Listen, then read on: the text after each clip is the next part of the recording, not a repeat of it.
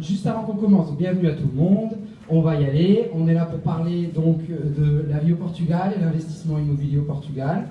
Deux, trois petites choses à clarifier. Donc, j'espère que vous avez tous pu trouver un siège. On a fait notre possible, notre maximum. On est nombreux aujourd'hui. Ah, tiens, il y a encore 2 places là devant, et encore une ici, et encore 2 ici. Donc on a encore 5 places ici.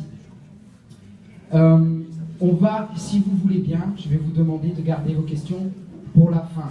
On va faire une présentation avec des intervenants, et comme on est nombreux, s'il vous plaît, gardez vos questions pour la session questions-réponses. Et aussi, à la fin, vous aurez l'opportunité de rencontrer chacun des interlocuteurs et des présentateurs, et on pourra avoir une discussion plus en direct. Donc voilà, pour maintenir le flow de la présentation, je propose qu'on ne pose pas de questions pendant. Et sans plus attendre, je vais demander à l'organisatrice de cet événement, Madame Virginie Enriquez, de nous rejoindre. Alors, on peut y aller. Waouh, ça fait bizarre de voir tout ce monde. Je vous remercie d'être ici et puis je vous souhaite la bienvenue. Aujourd'hui, vous savez, vous venez pour cette conférence qui portera sur l'investissement immobilier au Portugal. Donc on va traiter différents points. On va traiter tout ce qui est immobilier. On va vous expliquer un petit peu le marché immobilier au Portugal ainsi que les différentes régions du Portugal. On va également vous parler dans une deuxième partie de tout ce qui est fiscalité immobilier du point de vue légal et du statut RNH. Et puis on va finir par tout ce qui est solutions financières, où là on va vous expliquer un petit peu et on va vous rassurer par rapport aux prêts que vous pourriez avoir pour un investissement au Portugal. Alors moi je voulais juste un petit peu vous expliquer pourquoi on est là et un petit peu qui on est. Donc d'abord, j'aimerais juste savoir si dans la salle, si vous pouviez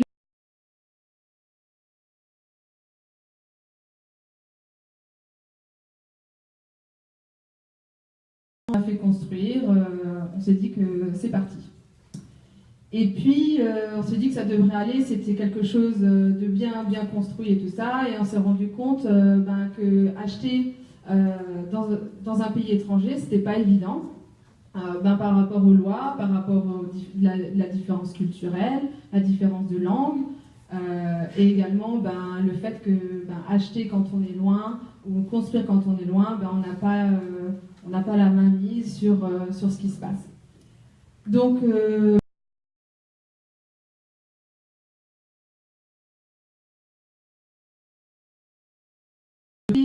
ou construire dans un pays étranger, ça peut facilement devenir un casse-tête et avoir plusieurs désagréments. Et puis du coup, nous, on a décidé d'aider les personnes qui, comme nous, souhaitaient investir au Portugal.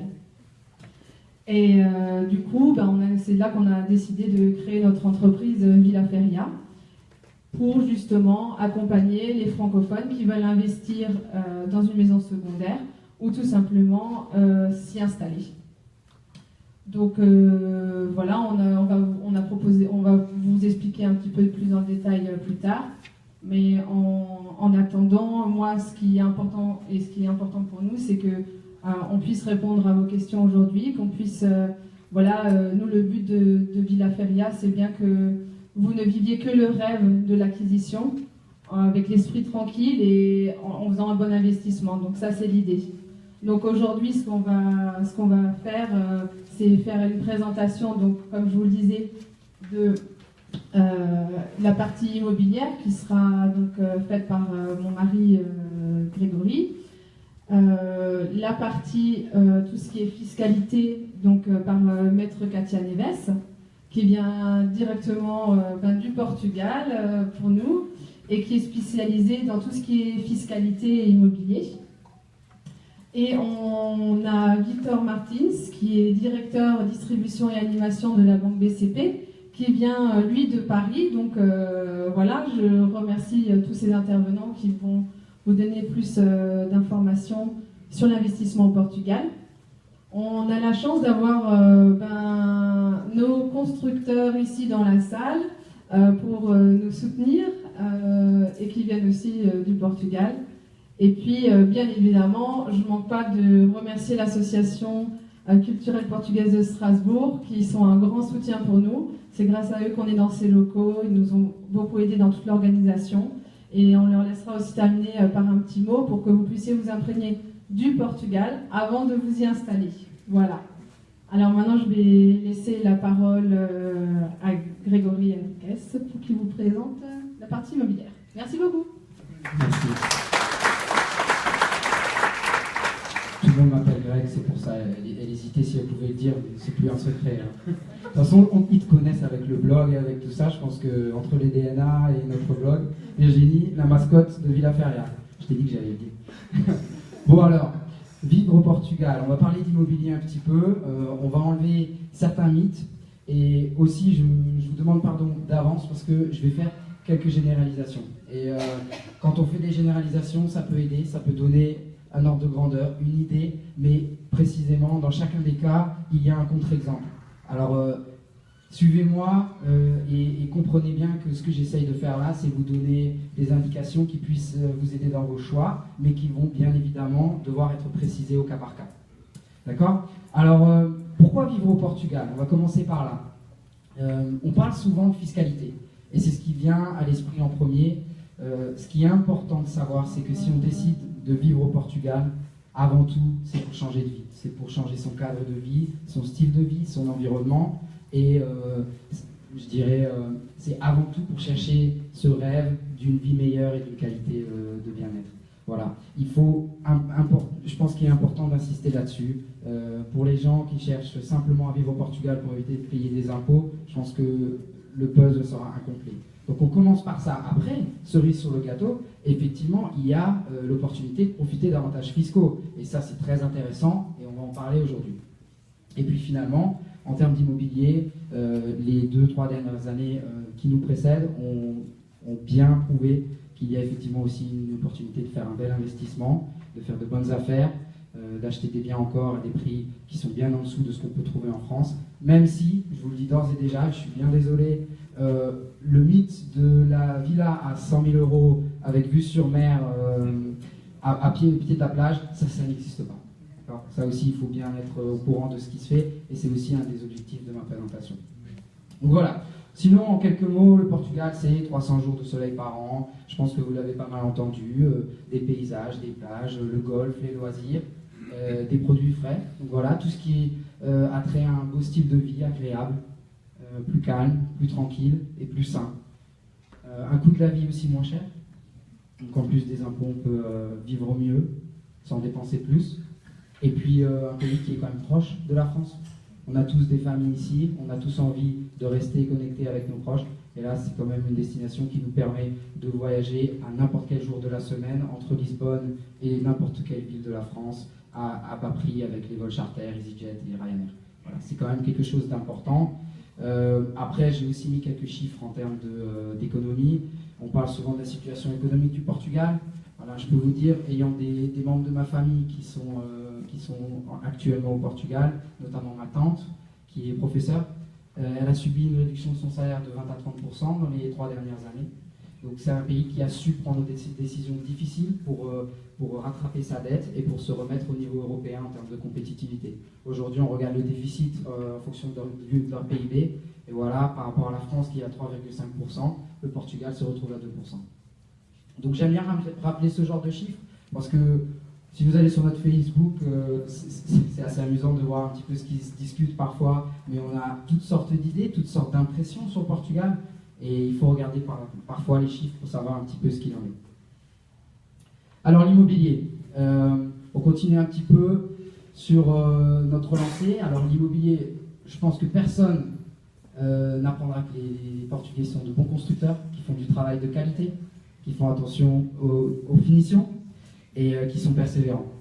Et donc voilà, c'est aussi une garantie, c'est que les biens qu'on achète au Portugal, ce sont des biens qui vont tenir sur la durée. C'est un marché qui retrouve son niveau d'avant-crise. Alors je vous ai mis un petit graphe que je me suis amusé à créer à partir des données de l'OCDE, qui représente l'index des prix de l'immobilier au mètre carré. Donc voilà, on est en moyenne, hein, c'est au niveau national.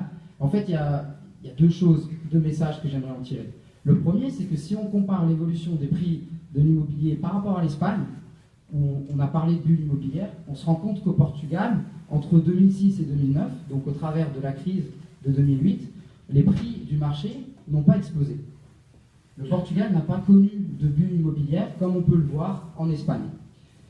Le deuxième message, c'est qu'on est actuellement au prix d'avant-crise 2008. Donc là également, quand on regarde les chiffres, on se rend compte que le Portugal n'est pas du tout dans une bulle immobilière actuellement. On est simplement retourné au prix du marché avant-crise. Voilà. Après, j'ai mis la comparaison avec la France pour avoir un petit peu de relativité. Et puis voilà, finalement, on a une explosion en ce moment d'investisseurs étrangers qui viennent s'installer au Portugal. Donc voilà, quelques chiffres, 25 000 résidents français actuellement comptés au Portugal. Et si on regarde les chiffres de 2016, c'était un achat immobilier sur 5 qui était effectué par un étranger au Portugal en ce moment. Et les Français sont devenus maintenant les plus grands des acheteurs l'année dernière, avec plus de 27% parmi ces achats faits par des étrangers. Donc voilà, si on compte, ça fait presque 73 biens achetés chaque jour par un étranger au Portugal. C'est pas mal. Ça veut aussi dire qu'effectivement, c'est le bon moment, mais qu'on est en ce moment dans une accélération des ventes et d'activités immobilières au Portugal. Alors ce qu'on va faire maintenant, c'est faire un petit voyage du Portugal. On va regarder les 4 régions principales du Portugal. Je vous demanderai un petit peu votre avis sur ce que vous préférez. Le message, c'est qu'il n'y en a pas une qui est mieux que les autres. Et je le pense sincèrement. Mais il y en a une qui va plus vous correspondre qu'une autre. En fonction du style de vie que vous recherchez, en fonction de vos activités préférées, et en fonction de votre budget, vous allez pouvoir trouver une région qui convient plus qu'une autre. On y va ? Alors le nord. Le nord, Porto, le nord, ça va être plus la montagne, la nature et le calme. Ça va vraiment correspondre aux gens qui vont chercher un peu plus d'espace, un peu plus de liberté, un peu plus de calme, et je dirais la fraîcheur du matin. Parce qu'effectivement, au niveau des avantages du nord, c'est qu'on va trouver des prix très attractifs. Pour la petite histoire, on était au pavillon Joséphine pour la célébration des 30 ans de l'Association culturelle portugaise de Strasbourg. Et il y a un client qui vient me voir et qui me dit oh, moi, je peux trouver une maison au Portugal pour 15 000 euros. Alors je lui dis à ce prix-là, j'achète. Mais effectivement, on est allé dehors pendant la pause et il m'a montré. Et effectivement, dans des tout petits villages arriérés dans les montagnes au Portugal, c'est faisable. Après, bon, voilà, il y aura du travail. Hein, ce ne sera pas du 200 mètres carrés, mais ça existe encore. C'était la petite histoire. Mais voilà, c'est quand même encore une zone où on va avoir une abondance d'offres, on peut encore trouver des terrains, on peut encore faire de belles affaires. Et puis, le nord, c'est une région où il y a énormément de belles choses à visiter, des paysages exceptionnels, et des belles randonnées, des belles découvertes. Donc c'est très agréable. Alors, pour ceux qui vont y rester l'hiver, vous pouvez demander à ma maman qui a passé plusieurs Noëls dans la montagne quand j'étais plus jeune. Il fait assez froid. Et comme les maisons ne sont pas forcément très bien isolées, surtout les maisons anciennes, parfois sans chauffage, ça peut être assez rude. Donc voilà, il faut le savoir, on n'est pas dans la configuration du sud du Portugal où il fait chaud tout le temps. Et bon voilà, on aura aussi un petit peu moins d'activités touristiques, un petit peu moins d'accès au golf et à la plage. Alors je vous ai mis un petit indicateur de prix. Alors là c'est très grossier, mais c'est pour vous aider. Donc là on est plus dans la catégorie A, j'aurais dit, dans les prix les moins chers qu'on va trouver au mètre carré. Bien évidemment, si vous allez chercher au centre de Porto par exemple, ce sera plus valide. Là on parle plus des alentours.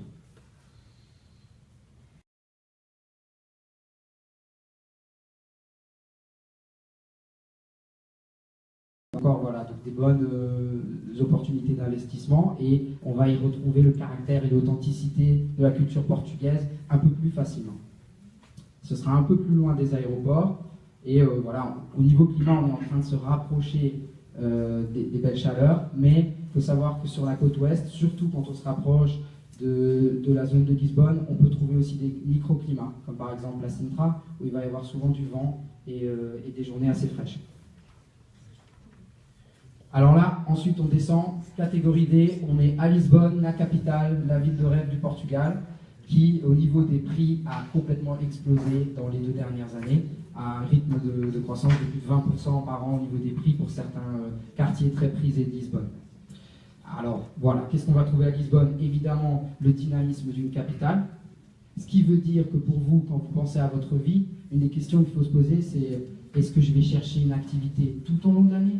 Ou est-ce que je suis prêt à me rendre compte que tiens, pendant l'hiver ou hors saison, ça va être plutôt calme, voire mort. À Lisbonne, on sera garanti d'avoir toujours quelque chose à faire. Donc une grande variété d'activités. Et aussi, il faut savoir, Lisbonne, c'est pas que la ville, c'est aussi des réserves naturelles, des plages. Et d'ailleurs, la plus belle plage d'Europe a été nominée en 2017, et c'est la plage de Galapes, qui est au sud de Lisbonne, dans le Grand Lisbonne. Donc voilà, donc Lisbonne, c'est les activités, la proximité évidemment avec l'aéroport. Un aéroport qui se trouve à même pas 5 minutes de la périphérie du centre, on va dire, mais on est en 20 minutes en voiture de l'aéroport, on est au centre-ville. Par contre, voilà, des prix élevés et une forte demande, donc les biens se font rares et au niveau des terrains, ça devient quasi impossible. Après, on va aussi parler un peu plus tard du Grand Lisbonne, parce que Lisbonne, c'est, comme j'ai dit aussi, les réserves naturelles, et le côté sud de Lisbonne, notamment, avec Setúbal, qui devient une ville qui est de plus en plus connue par les investisseurs, où là, il y a encore des belles affaires à faire, et où on arrive à trouver un beau compromis entre la ville et la nature. Ensuite, l'Algarve. Alors, l'Algarve, c'est très connu, hein, ça a été envahi par les Anglais en partie avant nous. Des villes comme Albufeira aujourd'hui ne ressemblent plus vraiment au Portugal comme moi je l'ai connu et comme moi je l'aime. Parfois ça me fait un peu regretter, mais pour des gens qui vont chercher un site typiquement balnéaire où ils veulent une ambiance de vacances, ça va être aussi une belle opportunité. Donc les plages, le golf, les activités balnéaires. On peut tout faire à pied. C'est ce qui est bien au Algarve, c'est que si vous décidez d'habiter à la gauche, à Portimão, à Albufeira, vous pouvez sortir de chez vous à pied, vous aurez les commerces, vous aurez les bars, les restaurants, pas besoin de prendre la voiture. C'est là où il fera le plus chaud, toute l'année, et on trouve encore des paysages absolument magnifiques et de belles plages. Mais bon, ce sera un rythme de vie saisonnier, c'est un petit peu triste d'y être pendant l'hiver sur certains endroits. Il y a beaucoup de restaurants fermés, il y a très peu de gens dans la rue, on se sent un petit peu seul. Et en été, bon, c'est le tourisme de masse sur certains points. Pareil, certains vont me dire oui, c'est pas vrai partout. Absolument, c'est pas vrai partout. J'essaye de faire une généralité pour vous donner une ordre de grandeur. Au niveau des prix, on va se retrouver quand même dans une gamme de prix un petit peu en dessous de Lisbonne Centre et qui va se rapprocher, je dirais, du Grand Lisbonne. Alors, le Nord, la Côte d'Argent, le Grand Lisbonne et l'Algarve. On va faire une petite étude statistique strasbourgeoise. Alors, levez les mains, voir qui c'est qui préférerait plutôt la région du Nord. Très bien, très bien. Qui c'est qui préférerait plutôt la région de la Côte d'Argent? Un petit peu plus. Le Grand Lisbonne. Ils sont devant, vous avez vu. Et l'Algarve. Voilà. Voilà quand même une répartition assez bien distribuée. Et oui, alors j'ai pas parlé du reste, il y a évidemment la région centre, il y a l'Alentejo, il y a encore de belles autres régions, on peut en discuter après la présentation. Voilà. Comme dit, c'était une petite présentation générale pour les gens qui n'étaient pas forcément très familiers avec les choix qui se proposaient à eux. Alors, on va faire une petite pause de ma voix et on va faire une petite vidéo pour vous présenter cette fois-ci un projet immobilier que nous sponsorisons. Ce sera un projet dans le Grand Lisbonne qui est en cours de commercialisation et il reste encore quelques biens. C'était pour vous donner une idée pratique de ce que vous pouvez trouver dans la région de Lisbonne. On y va. Donc là, on est sur la plage de Fonte de Telho. Une plage très vaste.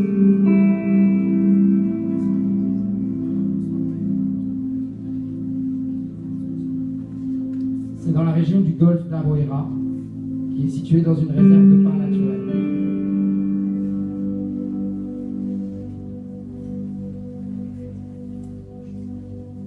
Voilà la proximité, comme on a dit. C'est une maison de type moderne, cube, assez lumineuse, 180 mètres carrés, 3 chambres.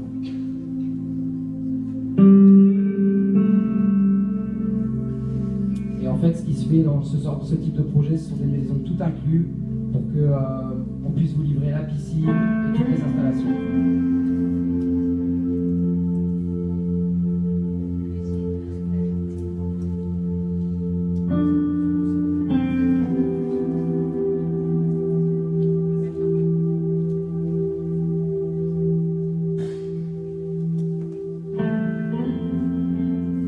Voilà, en termes de paiement, comme c'est une maison achetée sur plan, c'est 90% à la remise des clés.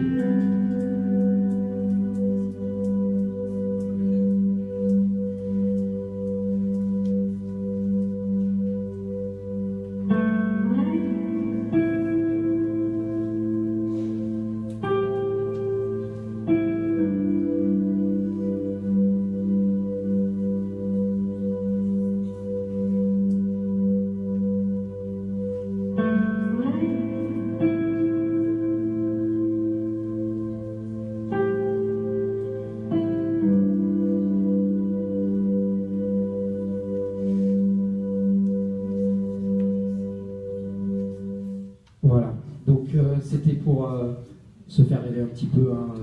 Franck, on fait notre footing dans 2 semaines là, sur la plage.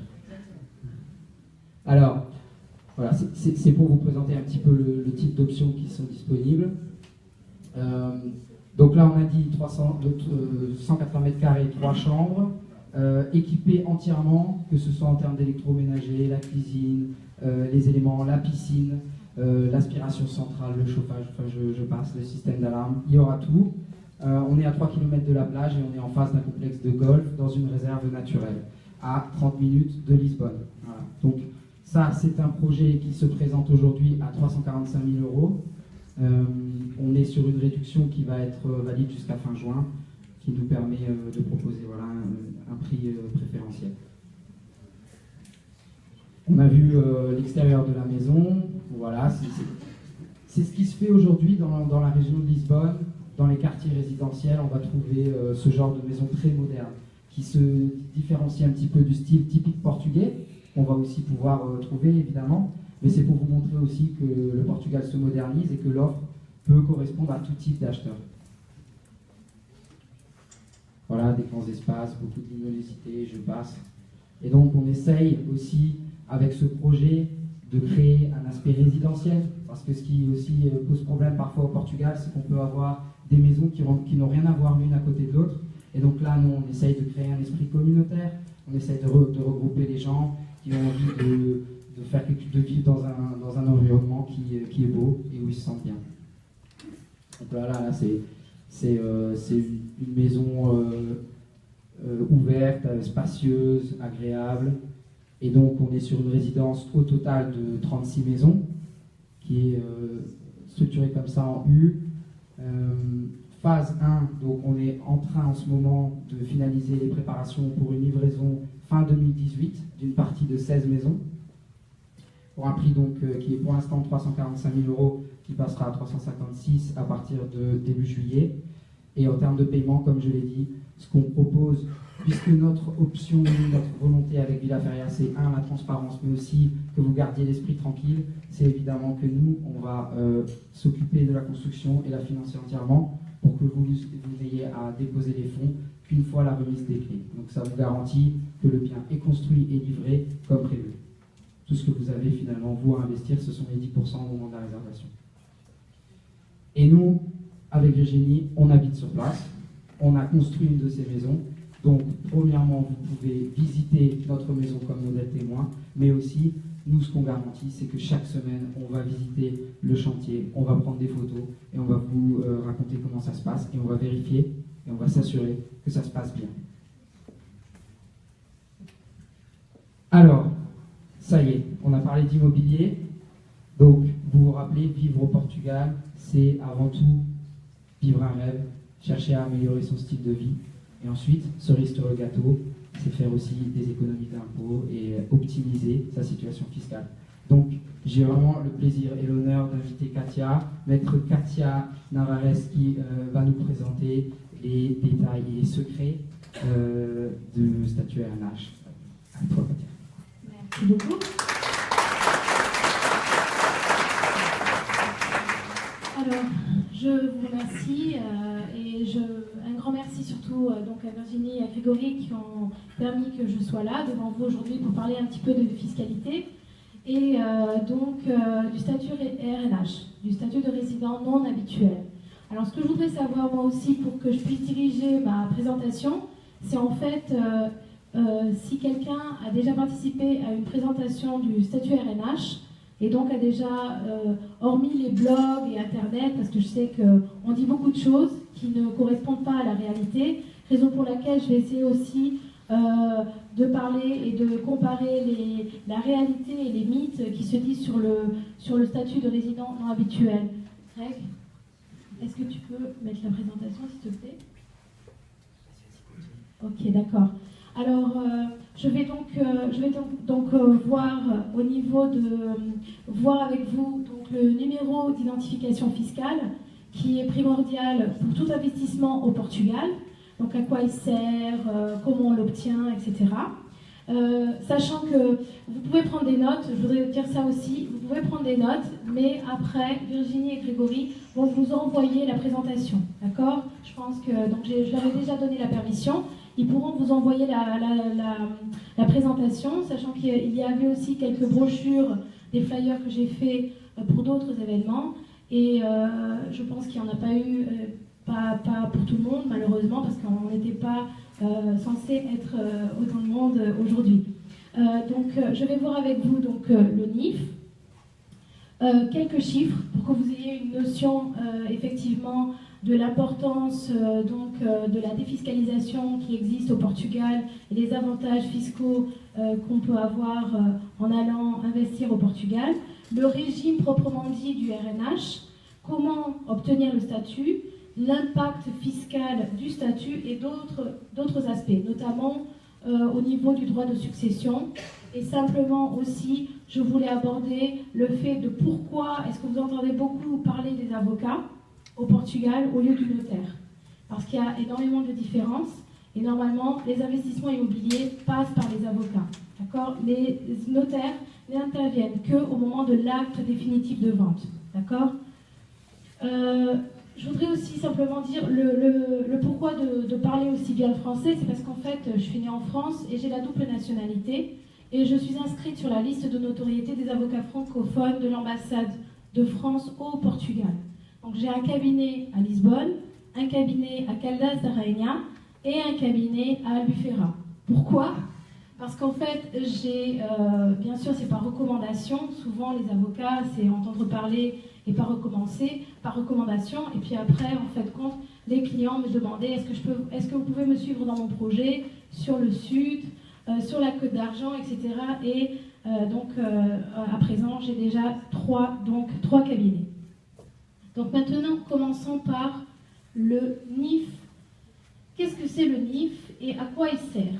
Alors, le NIF, c'est la première démarche administrative à faire. C'est ce que l'on appelle au Portugal número de identificação fiscal, ou bien en portugais aussi le contribuinte. Donc souvent vous allez entendre parler de ça. Et dans tous les commerces, lorsque vous achetez quoi que ce soit, on vous demande est-ce que vous voulez le NIF, est-ce que vous voulez une facture, et si oui, il vous demande le NIF ou le contribuinte. Donc vous, si vous n'avez pas encore investi au Portugal et vous n'avez pas encore de numéro d'identification fiscale, il suffit de dire « je ne l'ai pas ». D'accord ?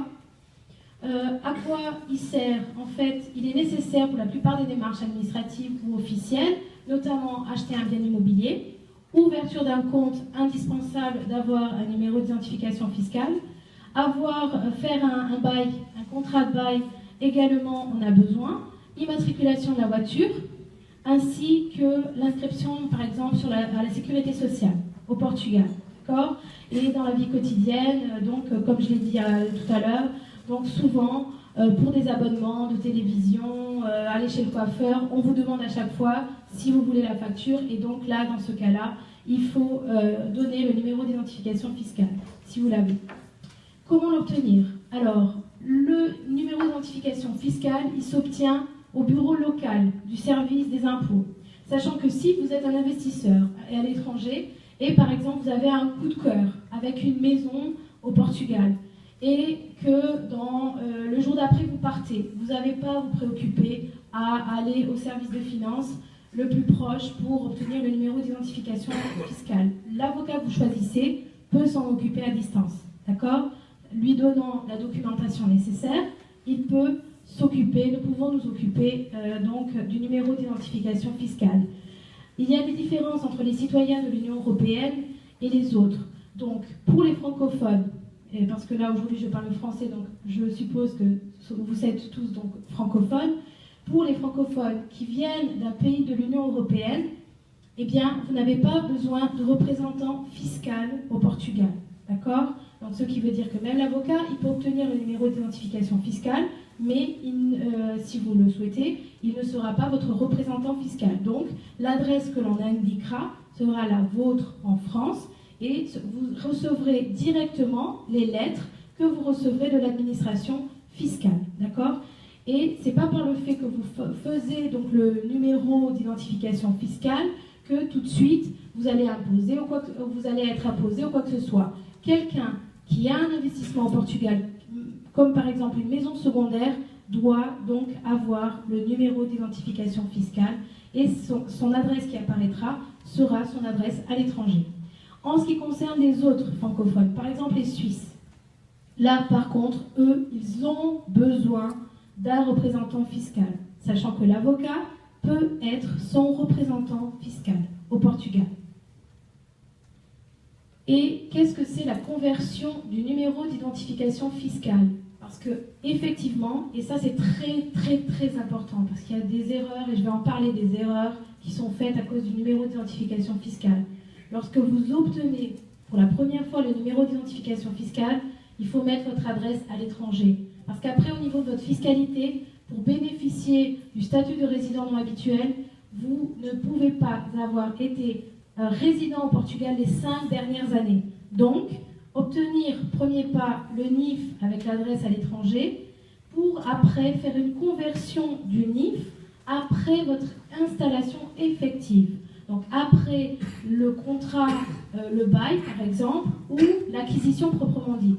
Parce que vous pouvez bénéficier d'un numéro du statut de résident non habituel avec un bail. Ce n'est pas obligé d'acheter. Souvent les gens ce qu'ils font, c'est lorsqu'ils ne sont pas encore sûrs où acheter, ou au nord, ou au sud, ou au centre, eh bien ils commencent par un bail et après ils achètent. Donc cette conversion, elle se fait après l'installation. Quelques chiffres. Alors, il faut savoir que donc, le statut de RNH, il a commencé en 2009.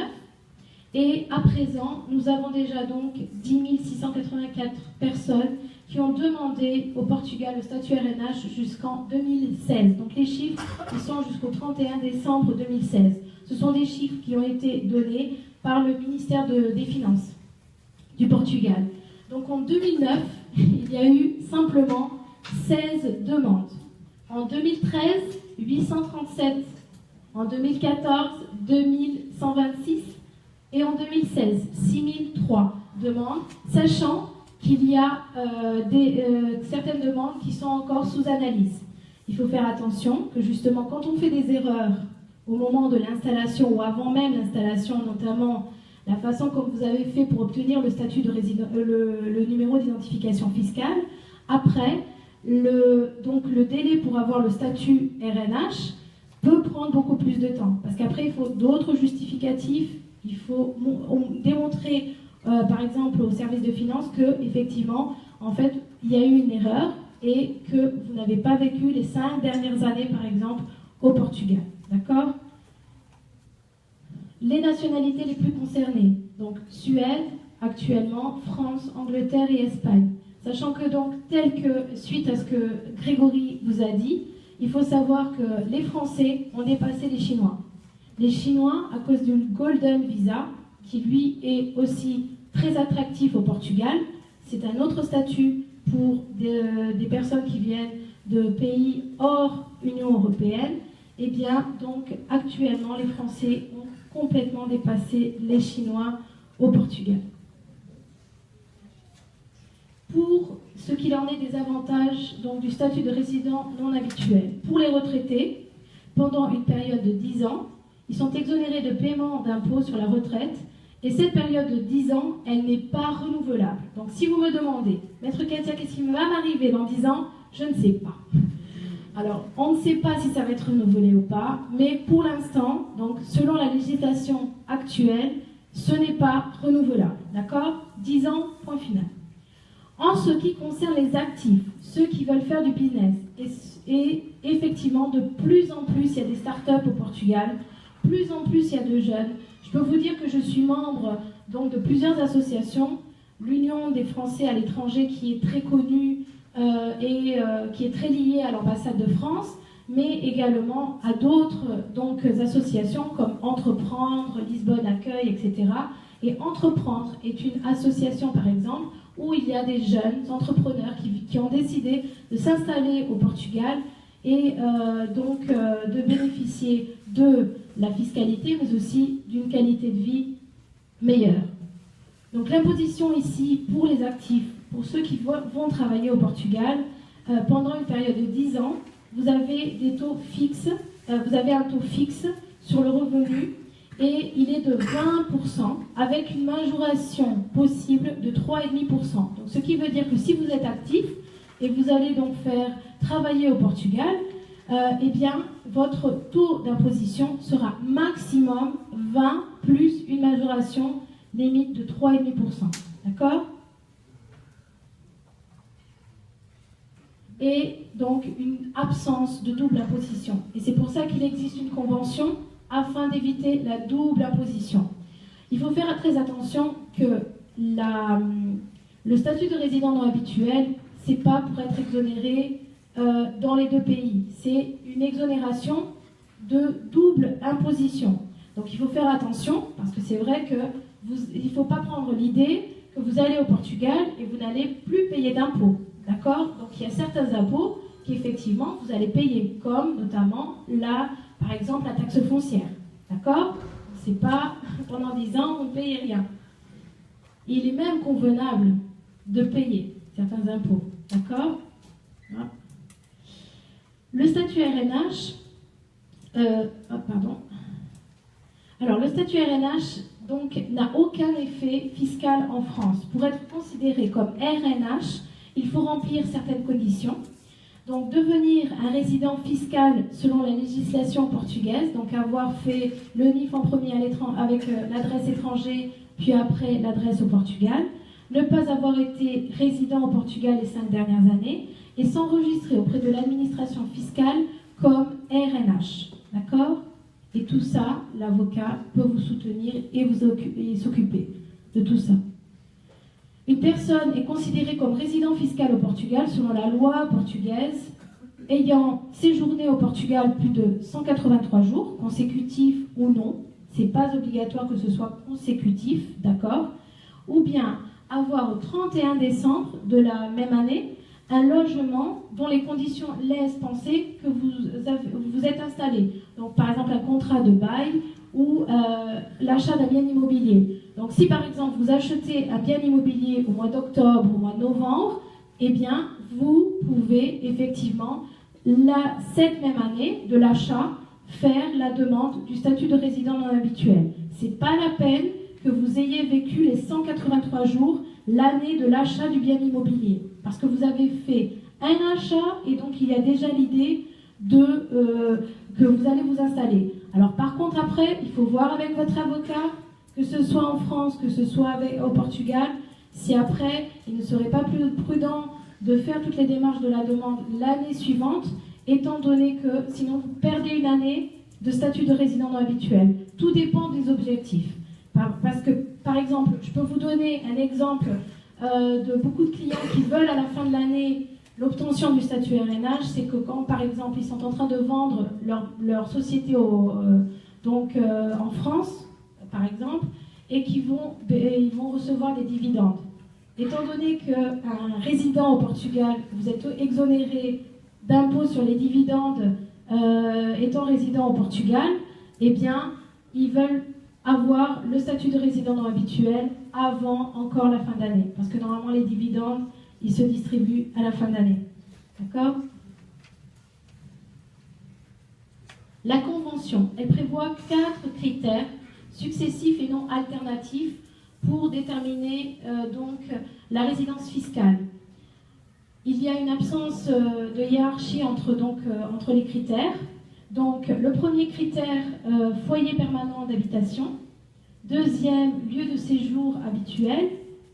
Troisième, le centre des intérêts vitaux et donc normalement le centre économique. Il faut qu'il soit donc au Portugal et la nationalité. Il faut savoir que c'est vrai que c'est pas par le fait d'avoir acheté un bien immobilier au Portugal que vous ne prenez pas de risque en n'étant pas au Portugal. D'accord ? Donc il faut faire très attention, il faut que ce soit donc votre foyer principal et il y a des façons de contrôler. Parfois une question qui me posait c'est « Mais Maître Katia, comment est-ce qu'il contrôle ?» Je vous conseille, gardez les billets d'avion. Il faut savoir que dans les péages, quand vous passez les frontières, les frontières les plus importantes comme Vila-Formosa, vous avez un endroit où vous devez passer et vous devez passer avec votre carte crédit, donc pour passer pour les payages. Donc ils ont des façons de contrôler effectivement, d'accord ? Donc il ne suffit pas d'acheter et puis après de venir toute l'année en France à côté de vos petits-enfants et de vos enfants et d'être avec eux, d'accord ? Et le centre vital économique, il doit être là-bas. Donc vous pouvez bien sûr avoir un compte bancaire en France, mais il faut faire vos mouvements et votre vie à partir de vos comptes bancaires du Portugal. D'accord ? Moi, je conseille même, sincèrement, mes clients à recevoir parfois leur retraite sachant que je sais que j'ai des confrères ici en France qui disent « Ah, surtout recevoir votre retraite sur votre compte bancaire au Portugal, etc. » Mais c'est vrai que dans la pratique, c'est compliqué parce que j'ai une cliente qui... par le fait d'avoir indiqué son compte bancaire au Portugal, eh bien, pendant 8 mois, elle n'a pas reçu sa retraite. Donc, moi, ce que je conseille, c'est que, en fait, il y a une façon de justifier, c'est, ok, on reçoit sur le compte bancaire français, après, on fait la somme, on la fait verser sur notre compte au Portugal, et donc, on voit parfaitement la circulation de l'argent et que l'argent va au Portugal. D'accord ? Donc, moi, je pense que c'est plus prudent de faire comme ça, parce que c'est vrai qu'elle a eu une mauvaise expérience. Les erreurs à ne surtout pas commettre. Donc s'installer et penser qu'il n'y aura pas d'imposition au Portugal, comme j'ai dit tout à l'heure. Donc vous payez de la taxe foncière. C'est vrai qu'il y a certains biens, quand vous achetez un bien immobilier, où vous pouvez ne pas payer de taxe foncière. Mais si par exemple vous achetez un bien à par exemple 150 €, ça veut dire qu'il a une valeur patrimoniale donc plus basse. Et donc, vous pouvez effectivement être exonéré de taxes foncières. Seulement que la règle générale, par exemple d'un bien immobilier de 300 000, non, vous allez payer de la taxe foncière. Mais ça n'a rien à voir avec les taxes ici en France. On peut vous faire une simulation, après, bien sûr que ça c'est cas par cas. Après, il faut que je voie, normalement mes clients me disent « Oui, mais combien je vais payer de frais, Maître Katia, pour l'acquisition d'un bien immobilier ?» Il faut me donner à peu près la valeur du bien immobilier pour que je puisse après calculer et voir combien vous allez payer de taxes. Lorsque vous achetez un bien, vous avez plusieurs taxes à payer. L'IMT, l'impôt municipal sur les transactions onéreuses et du droit de timbre. D'accord ? Ça, ce sont les 2 impôts que vous payez, plus quelques frais, donc les frais d'avocat, frais d'enregistrement, par exemple. D'accord ? Mais ça, je pourrais après vous spécifier si vous le souhaitez. Ensuite, il faut faire très attention. Surtout, il faut restructurer votre patrimoine avant votre installation. Donc, avant de partir, il faut vous conseiller avec un avocat ici, surtout si vous avez beaucoup de patrimoine, et un avocat au Portugal. Et que les deux se mettent en relation et voient la meilleure solution. D'accord ? Comment restructurer votre patrimoine. À cause de, justement, parce qu'après, la loi portugaise, elle a des critères pour considérer comme résident au Portugal, mais la France aussi, elle a d'autres critères. Donc, il faut savoir conjuguer tout ça pour surtout ne pas avoir de problème mais la convention, elle existe pour ne pas avoir de double imposition et pour déterminer, en cas de doute, où vous êtes résident. D'accord ? Et surtout, ne pas effectuer des transactions sans planifier correctement après donc l'installation au Portugal et se faire enregistrer comme résident fiscal comme portugais, même si cela n'est pas le cas. Et ça, c'est très commun dans les personnes qui sont portugais. Qui est ici dans la salle émigrant? Qui est portugais? Voilà. Alors, le problème, c'est que beaucoup qui sont émigrants, souvent, ils sont déjà partis, ça fait déjà 20 ou 30 ans, et ils ont sur la carte d'identité portugaise l'adresse portugaise, et après sur la carte d'identité française l'adresse française. Ça, c'est un cas très commun. Presque tous les jours, on vit ça au cabinet. Eh bien, il faut savoir que si vous n'êtes pas encore dans l'âge de la retraite, et pour pouvoir après bénéficier du statut de résident non habituel, changez le plus vite possible cela. Parce que sinon, vous êtes considéré effectivement fiscalement au Portugal, et même vous devriez payer vos impôts sur vos revenus, donc sur vos salaires au Portugal. Seulement que vous avez de la chance, c'est parce qu'en fait, il n'y a pas encore de liaison encore entre le Portugal et la France, et le Portugal n'a pas encore détecté ces situations-là. Donc, si vous avez sur vos cartes d'identité portugaises l'adresse portugaise, eh bien, changez au plus vite. D'accord? Ça, c'est un conseil. L'enregistrement comme RNH, c'est un régime qui n'est pas automatique. Il faut faire une demande. Donc, après vous être installé, il faut faire la demande auprès de l'autorité tributaire et le procès comprend certaines formalités.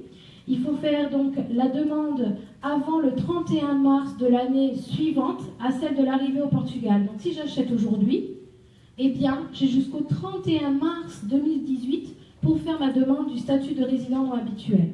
Plus vite je le fais, bien sûr, mieux c'est. D'accord ? Et l'inscription, elle se fait sur le site qui est des finances, Portal das Finanças. Bien sûr que comme vous ne comprenez pas le portugais, là vous devez être soutenu, je vous conseille, par un avocat pour faire la demande. D'accord ? En cas de doute, donc, par l'autorité administrative fiscale portugaise, lorsqu'elle va analyser le dossier, elle peut vous demander des documents complémentaires. Et donc, avant de partir, je vous conseille d'avoir ou de demander donc un certificat de résidence fiscale ou un autre document capable de faire preuve comme quoi vous avez quitté la France. D'accord ? Souvent, ils demandent une attestation des autorités administratives fiscales françaises qui attestent que donc les 5 dernières années, vous n'avez pas vécu au Portugal. D'accord ? Ensuite, l'impact fiscal du statut. Alors ça, je vais vous dire, je vais parler d'une façon générale, d'accord ? Je sais que certains vont avoir certainement beaucoup de questions à poser, mais je vous demande quelque chose. Si la situation est très spécifique, moi, sincèrement, je préfère que vous me contactiez après par la suite et qu'on puisse voir cas par cas, d'accord ? Parce qu'après, vous pouvez avoir oublié une information qui pour moi est très importante et après je peux vous donner une réponse qui n'est pas la plus correcte possible. Parce que c'est vrai qu'au niveau de la fiscalité, c'est complexe et donc il faut vraiment voir cas par cas. Alors, en ce qui concerne quelqu'un qui obtient le statut de résident non habituel pour les revenus de source portugaise, donc dans le régime du RNH, les salaires, tels que je vous ai dit donc, tout à l'heure, issus d'activités de haute valeur ajoutée, et nous allons voir tout de suite quelles sont ces valeurs, ces activités de haute valeur ajoutée, elles seront donc il y aura un taux de 20% plus une majoration maximum de 3,5%. Ensuite, pour les professions indépendantes à haute valeur ajoutée, également le même taux. Intérêts, dividendes et revenus fonciers, 28%. Donc, ce qui veut dire que si vous êtes RNH, si vous achetez après, au lieu d'avoir de l'argent à la banque, vous voulez faire un investissement immobilier et vous voulez acheter cette maison et la louer, vous allez être taxé à un taux de 28%, d'accord, sur ce bien immobilier, sur les revenus que vous allez recevoir fonciers qui sont donc, et je dis bien, de source portugaise, donc des biens qui se situent au Portugal. Ensuite, donc, les activités de haute valeur ajoutée, ce sont les architectes, ingénieurs ou similaires, artistes d'art plastique, acteurs, musiciens, audits, médecins, dentistes, professeurs, psychologues, les professions libérales, techniciens assimilés, cadres supérieurs, chercheurs, administrateurs et gestionnaires. Donc ça, ce sont les catégories d'activités de valeur ajoutée qui sont considérées et qui peuvent bénéficier de ces taux réduits d'imposition. Le traitement des revenus de sources étrangères, et attention que lorsque je parle du traitement de revenus de sources étrangères, c'est des sources étrangères qui ne proviennent pas de paradis fiscaux. D'accord? Ça, c'est très important. Alors, revenus du travail dépendant, les revenus, parce que quelqu'un peut s'installer et avoir le RNH, mais de temps en temps, j'ai un client en MOB qui, par exemple, il était pilote, Air France, et de temps en temps, il vient donner des formations. Par exemple, là, cet été, il m'a déjà dit, en juin, juillet, à travers un contrat, je vais travailler donc en France. Est-ce qu'il y a un problème? Est-ce que je peux? Bien sûr qu'il peut, mais ces revenus vont être donc taxés au Portugal. D'accord? Donc, les revenus de travail dépendants peuvent donc être exonérés d'IRS, mais dans les conditions suivantes. Donc, si les revenus en question sont imposables au pays de la source, à l'abri d'une convention fiscale, ou s'il n'y a pas de convention applicable, les revenus en question sont imposables au pays de la source et ne sont pas considérés comme originés au Portugal. Donc, effectivement, dans ces cas-là, il peut y avoir une exonération s'ils sont imposables. Alors, il faut faire attention parce qu'il y a une différence entre imposable et imposé. D'accord? Par le fait qu'il soit imposable dans le pays de la source, vous ne paierez pas d'impôt au Portugal. D'accord? Traitement encore des revenus de sources étrangères, et là, je n'ai pas spécifié, mais c'est quand même sources étrangères ne provenant pas d'un paradis fiscal. D'accord? D'autres types de revenus. Alors, ce régime, il permet que d'autres types de revenus de sources étrangères, comme les dividendes, les intérêts, les plus-values, les loyers, les revenus de professions indépendantes, soient exonérés au Portugal si le revenu est originé à l'étranger et peut être imposable au pays de la source à l'abri d'une convention fiscale, et le revenu n'est pas originé donc, dans le paradis fiscal. D'accord? Donc là, encore une fois, c'est ce que je vous disais tout à l'heure. Donc si vous êtes RNH, effectivement, si vous recevez des dividendes d'une société qui a son siège en France, eh bien, vous pouvez être effectivement exonéré d'impôts. En résumé, concernant donc les revenus de sources étrangères ne provenant pas d'un paradis fiscal, salaire issu d'activités à haute valeur ajoutée imposable à 20%, profession indépendante à haute valeur ajoutée non imposable si imposable dans le pays à la source, intérêts, dividendes, revenus fonciers, pensions, royalties non imposables, d'accord? Et distribution de fonds, par contre, imposables à 28%. Mais bon, toutes ces choses-là, après, je pourrais vous expliquer plus longuement lors d'un rendez-vous sans aucun doute. En résumé, et concernant les principales conséquences en France, sachant que je vous conseille tout de même d'avoir un avocat ici, en France, pour pouvoir voir votre côté, analyser votre côté en France, qui se mettra en liaison avec votre avocat au Portugal. Donc là, je vous dis ce que je sais, bien sûr, je n'exerce pas donc en France, d'accord, malgré le fait que j'ai la double nationalité. Et j'ai pris la décision de ne pas m'inscrire au barreau ici en France. J'ai des confrères qui sont en liaison avec moi et des partenariats, bien sûr, dans certaines villes de France. Mais ce que je peux vous dire au niveau du côté français, pension française privée, ni de retenue à la source, ni de CSG, CRDS. Dividende de source française retenue à la source de 15%, en étant donc RNH. Plus-value immobilière, en principe, exonérée, mais il faudra analyser le cas, bien sûr, cas par cas. Les intérêts de source française, pas de retenue à la source. Par exemple, les plus-values immobilières en France, imposables en France. Au niveau de votre patrimoine foncier, étant donné qu'il se situe en France, si vous vendez un bien, si vous avez une plus-value, là par contre, c'est imposé en France. D'accord? Donc, c'est pas par le fait que vous avez le RNH que vous pouvez être exonéré d'impôt sur la plus-value immobilière. D'accord? L'ISF, donc assiette constituée des biens français, bien sûr, il faut faire attention et il faut minimiser au maximum, optimiser au maximum votre patrimoine, raison pour laquelle je vous ai dit, avant de partir, bien organiser votre départ et gérer et faire la meilleure façon de faire en sorte que votre patrimoine en France baisse. D'accord? Impôt sur la fortune. Alors, d'autres aspects. Impôt sur la fortune, le Portugal, il n'a pas d'impôt sur la fortune. Seulement, les taxes foncières locales sont applicables aux biens immobiliers. On n'a pas de taxe d'habitation non plus. D'accord? On n'a qu'un impôt, que la taxe foncière.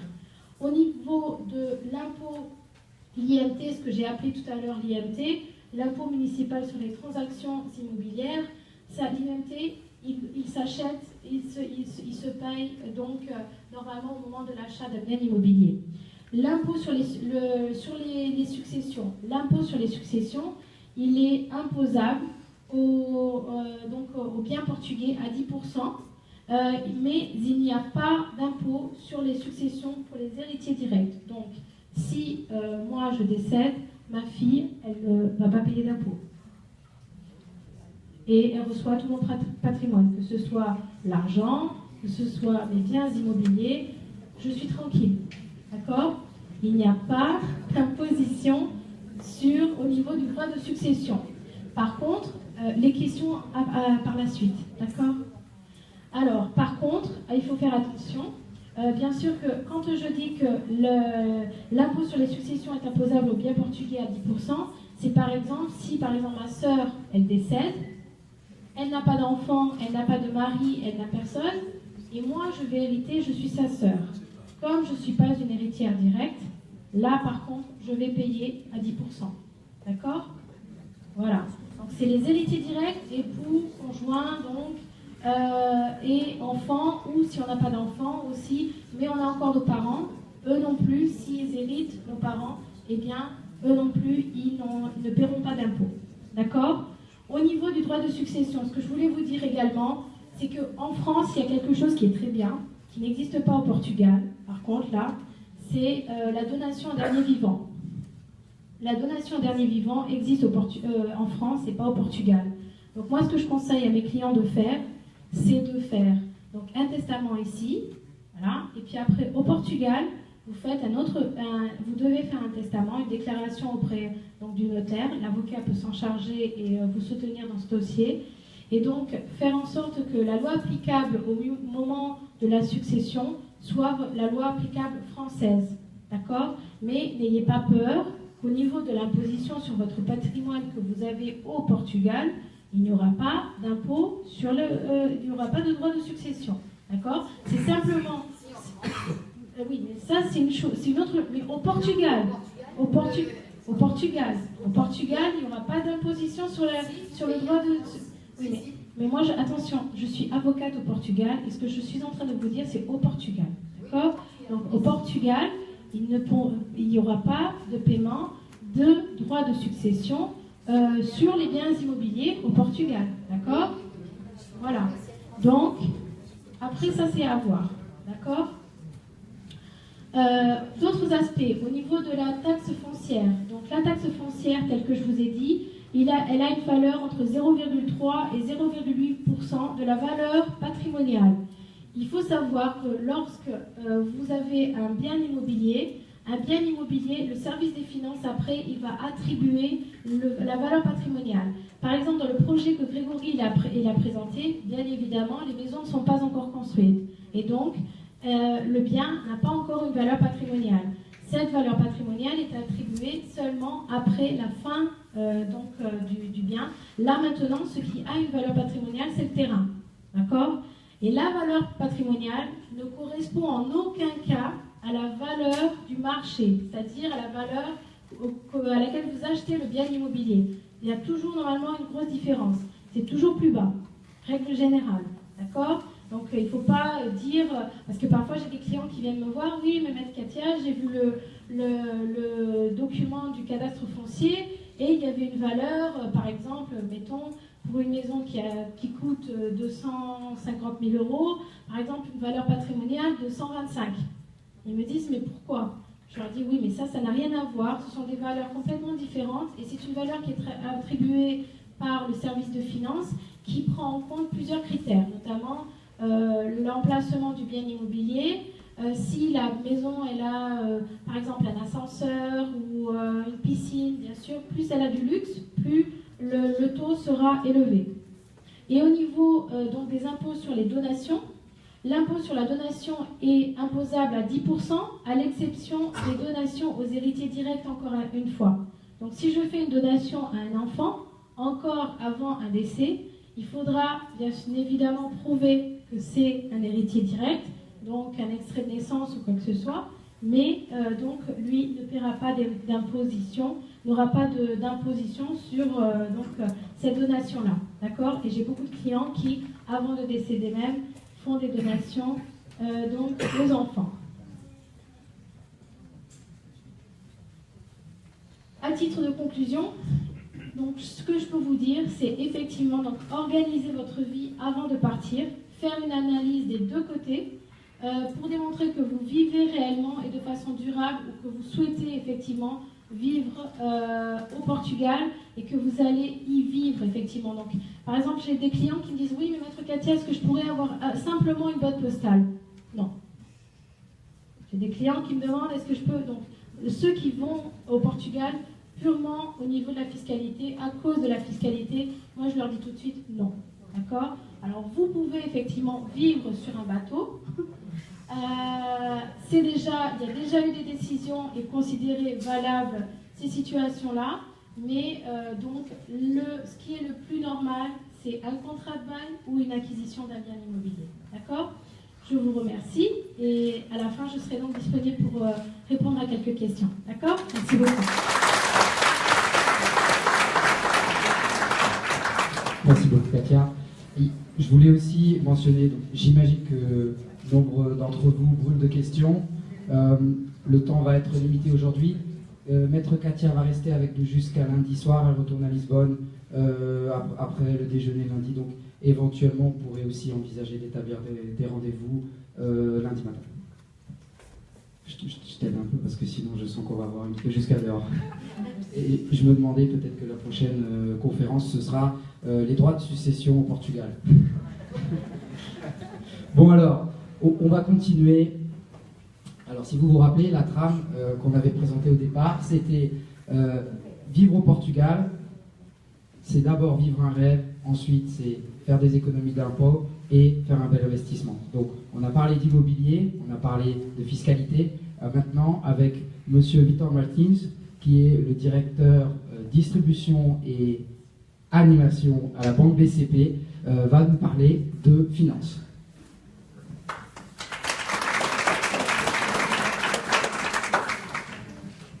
Bonjour à toutes, bonjour à tous.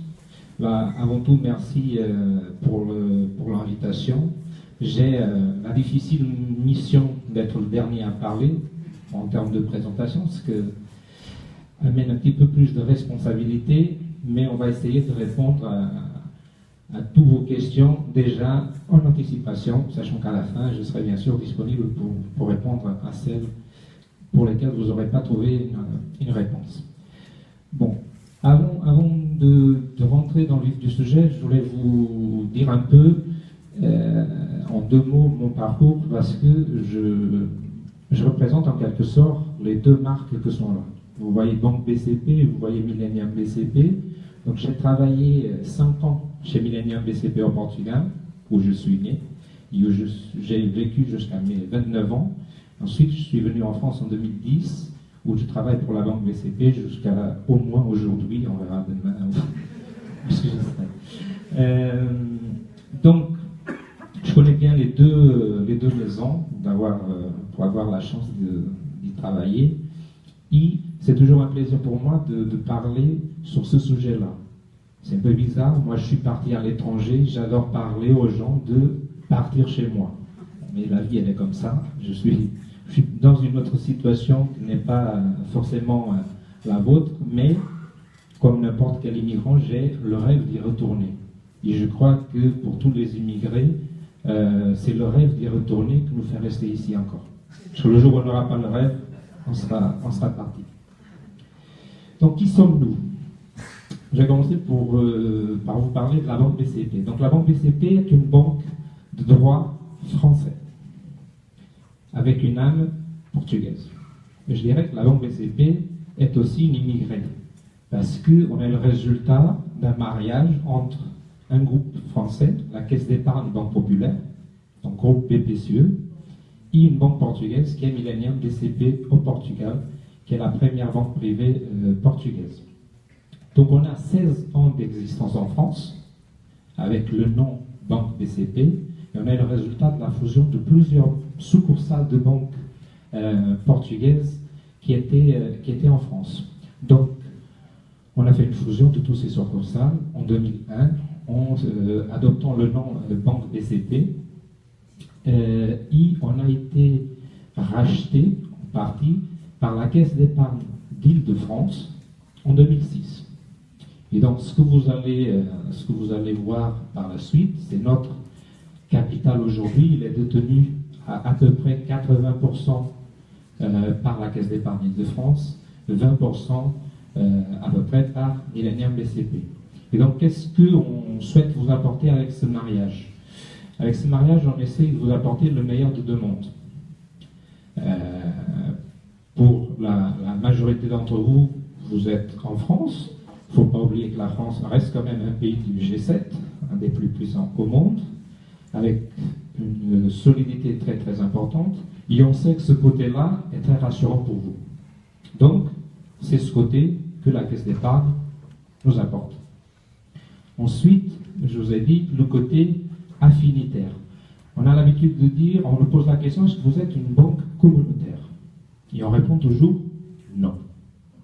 Parce qu'une communauté, c'est quelque chose qui est fermé sur elle-même. On n'est pas fermé sur nous-mêmes. Donc on a une banque affinitaire. C'est qui nos clients? Nos clients, c'est tous ceux qui ont un lien avec le Portugal, et ça peut être de différentes sources de liens. Il y a les liens de cœur, c'est ceux qui sont nés là-bas, ce sont des descendants de Portugais, c'est mon cas. Il y a le lien de business, c'est-à-dire c'est tous ceux qui souhaitent investir au Portugal, qui s'installent là-bas, qui ont des besoins dans ce sens, que ce soit à titre particulier ou professionnel. Et finalement, c'est le lien de la recommandation. Parce qu'on peut faire toutes les campagnes publicitaires au monde, rien ne marche mieux que la recommandation d'un client qui est satisfait. Et donc, on en a pas mal de clients chez nous qui sont venus parce qu'ils ont été recommandés. Donc, en France, on a un réseau aujourd'hui de 58 agences, à peu près 40 en Île-de-France, il le reste dans le reste de la France. On vient d'ouvrir notre dernier bébé, on va dire, c'est une agence qu'on a ouverte à Nice en fin d'année de 2016. On a une agence en ligne qui nous permet précisément de couvrir tous les endroits où on n'est pas physiquement, avec toute l'offre de services de banque à distance aussi, pour que les clients puissent être autonomes pour un certain nombre d'opérations. Il y en a 140 000 clients. 140 000 clients pour lesquels on souhaite, et c'est pour ça qu'on travaille tous les jours, se consacrer à uniquement deux choses: le conseil et l'expertise. Parce qu'on voit de plus en plus apparaître des nouvelles banques avec beaucoup de technologie, où derrière il y a un centre d'appel quelque part, mais nous on estime qu'on peut rester encore sur place avec un vrai réseau d'agences, avec du conseil et de l'expertise, parce que c'est pas la banque BCP ou n'importe quelle banque, c'est pas ça qui fait la relation. Ce qui fait la relation, c'est la personne qu'on a en face. Et c'est la façon dont les choses se passent qui fait la différence. Que ce soit pour la banque, que ce soit pour un autre métier quelconque. Donc, c'est pour ça que cette confiance, cette relation, ça se passe très bien. On aura des gens qui seront capables de nous recommander. On a 140 000 clients. Et c'est avec énorme fierté qu'on a été, je peux vous dire qu'on a été la première banque en France à se préparer pour accompagner les clients dans les démarches de financement pour une installation au Portugal. Et qu'est-ce qu'on fait? Pour ce qui est du financement, je vous donnerai d'autres détails sur d'autres choses après. Pour ce qui est du financement, je vais faire très simple. J'ai la chance, c'est pas si compliqué que la fiscalité. On peut vous financer pour acheter au Portugal comme si vous achetiez en France. C'est-à-dire à taux fixe, sans hypothèque, et on fait tout ici, en France. À taux fixe, c'est important parce que le Portugal ne fait pas du taux fixe. Le Portugal, les taux, c'est à taux variable. On peut fixer une petite durée, mais au bout de 7 ans, je pense aujourd'hui, on passe en taux variable. Donc aujourd'hui, c'est très intéressant. Hein. Le taux variable, ils sont au minimum. Mais vous ne savez pas combien vous paierez dans 5 ans, dans 6 ans, dans 7 ans. Un taux fixe, vous connaissez très bien, vous savez que dès le départ, vous savez quelle est votre échéance. Deuxième chose, on utilise un organisme de caution pour garantir le financement. Cet organisme de caution, c'est un organisme français, qui appartient d'ailleurs au groupe BPCE. Donc, on a déjà traité 2 choses qui sont assez différentes avec le Portugal, parce que le Portugal, il faut le savoir, on est sur un marché hypothécaire. Donc, quand vous voyez en France qu'on se base beaucoup sur les revenus pour décider un financement, on entend souvent parler de taux d'endettement à 33%. Au Portugal, on est plus sur la valeur du bien. Il y en a beaucoup dans le rapport entre combien vous avez besoin, combien vaut le bien.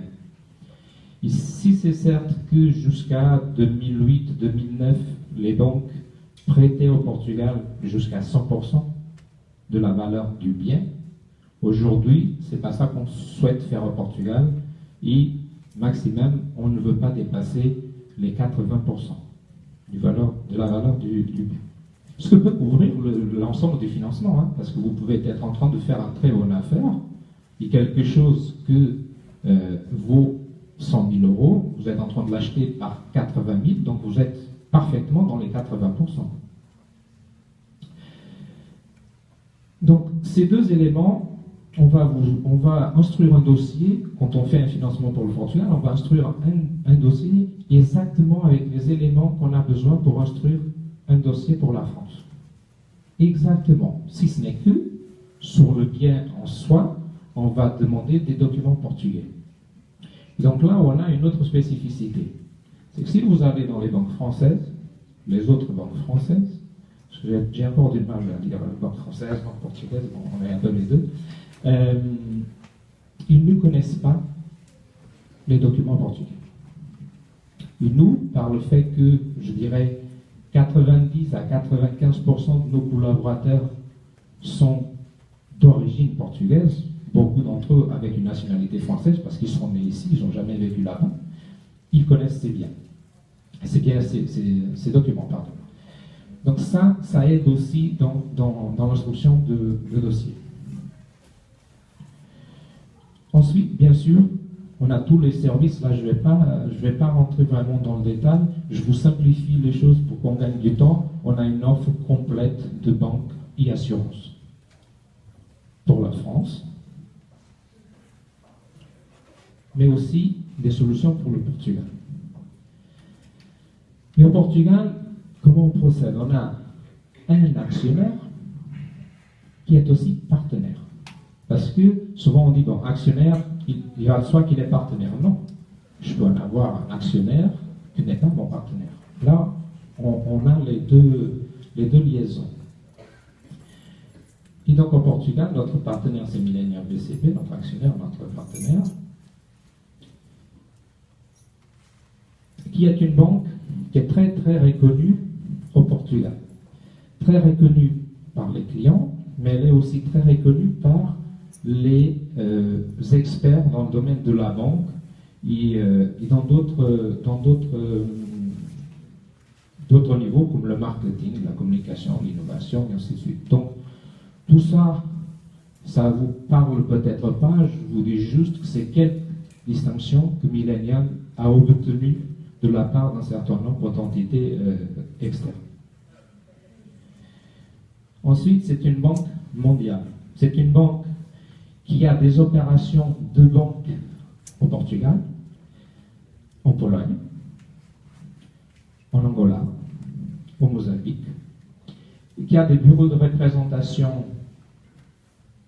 en Suisse, en Angleterre, en Allemagne, au Venezuela, donc un peu partout où il y a des Portugais, où il y a des grosses communautés portugaises, il y a une présence.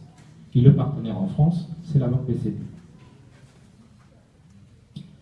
Pareil, comme je vous disais déjà tout à l'heure pour ce qui est de la banque BCP, Millennium BCP a une offre complète pour tous les segments de marché, que ce soit du particulier ou des professionnels et entreprises. Là, c'est encore des exemples. Il y a encore des exemples. Donc, l'offre exhaustive, je sais, vous vous dites, c'est beaucoup de produits, ne vous inquiétez pas, pour les commerciaux, ils disent exactement la même chose.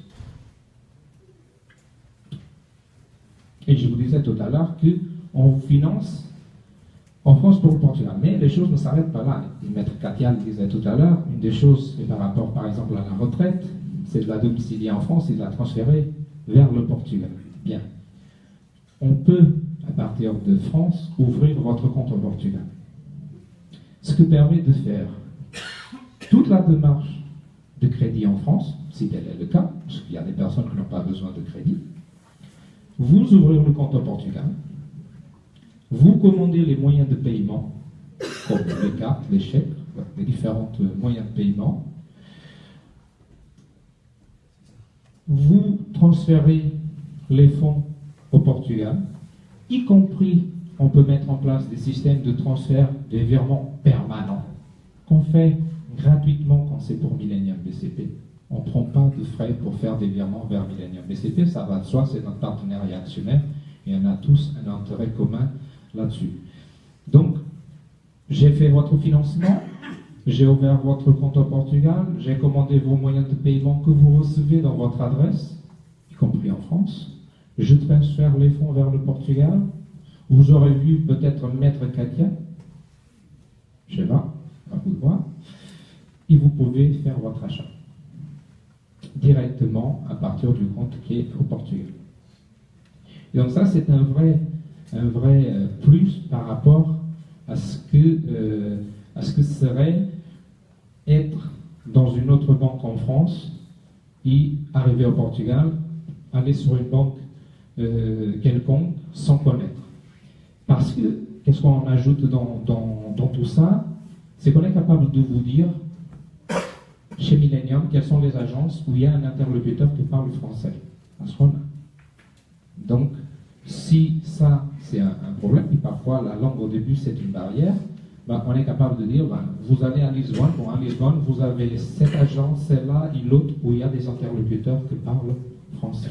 Et on vous met en relation avec eux. Ouvrir un compte au Portugal, c'est si simple, on va dire, qu'en France, en matière de pièces justificatives. Il faut toujours justifier son identité. On a la particularité au Portugal du numéro fiscal, dont on a besoin pour l'ouverture de compte. Mis à part ça, on a besoin d'un justificatif d'adresse et d'une fiche de salaire, quelque chose qui justifie de notre emploi. Bien sûr, pour un retraité, un relevé de la CNAV, par exemple, ça sert de justificatif. Donc, on peut le faire ça pour vous aussi. Et avant de finir et de vous montrer une vidéo que je pense que va toucher les différents points qui ont été abordés, que ce soit par Virginie, par Grégory, c'est comme ça, ou pour Maître Katia. Je voulais juste vous dire que vous avez eu 2 présentations, une sur l'immobilier, une autre sur la fiscalité au Portugal. Nous, on ne remplace pas aucun de ces 2 domaines. On est complémentaires à ces 2 domaines, avec un avantage, c'est que pour toute la partie fiscale française, on a nos partenaires en France qui peuvent aussi vous aider. Et je vous donne des exemples de toutes petites choses. Par exemple, quand on parlait tout à l'heure de bien organiser son départ au Portugal, une des choses qu'on doit se poser la question, c'est ma résidence en France, qu'est-ce que je fais? Or, je vous donne juste un exemple. En France, on a un moyen très intéressant, c'est les SCI, pour pouvoir traiter la question de la résidence. Et donc ça, on sait faire aussi, et on sait s'accompagner des experts nécessaires pour pouvoir répondre à vos questions sur la partie française. Donc ce que je vous invite à voir, c'est une vidéo. Cette vidéo, c'est le témoignage de quelques Français qui se sont installés au Portugal, et c'est un peu un retour d'expérience qu'ils partagent avec nous.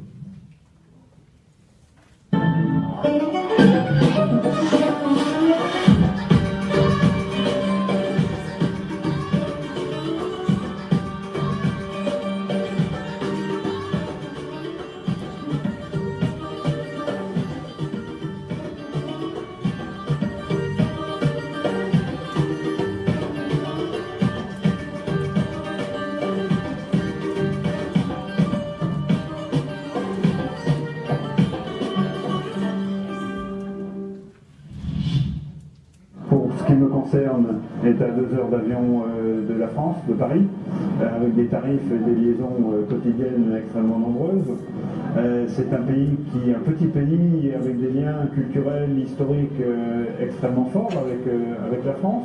On a la même culture, à 90% on a la même religion, ça aide beaucoup par les temps qui courent. Le Portugal, c'est parce que c'est son développement actuel, le dynamisme dont il fait preuve, et bien sûr la qualité de vie et la gentillesse des Portugais. On a décidé du lieu et du quartier. À ce moment-là, effectivement, on a cherché et on a acheté un bien immobilier. Alors j'ai acheté pour ma part un appartement, et j'ai acheté aussi un petit immeuble à rénover.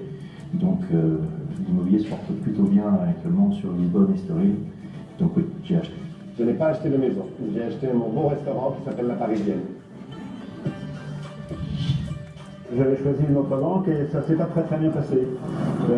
Non pas parce que la banque n'était pas de qualité, mais quand on arrive dans un pays et qu'on connaît mal son fonctionnement, la mentalité des gens, etc., avoir une personne qui ne se met pas tout de suite à notre niveau et qui ne répond pas à nos aspirations avec notre culture, ça complique encore les choses. Et à la Millennium, et spécifiquement à l'agence ici de la place Camoche, j'ai trouvé une personne qui est tout à fait remarquable, parfaitement francophone et francophile, qui a répondu tout de suite à mes besoins.